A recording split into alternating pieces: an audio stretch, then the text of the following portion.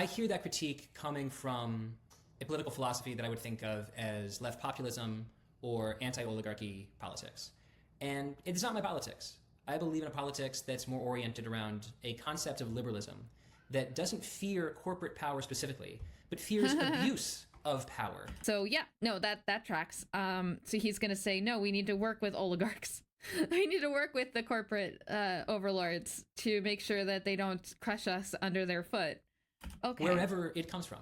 Right? Corporations build apartments that people live in. They also withhold wages. They do good and they do bad. They build solar power plants, and they also, if they're oil and gas companies, the sometimes only time corporations do good is when it benefits them. That is the only time that they do good, and the benefits do not outweigh the damage and problems they cause. Construction.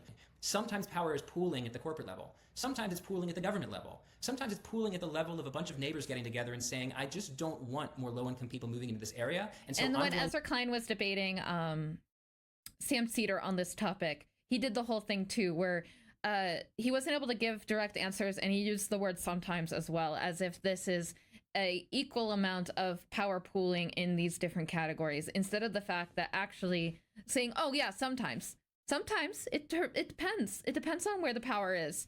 When in reality, majority of the time, the reason that there's issues in the concentration of power is in the wealthy. That is kind of it.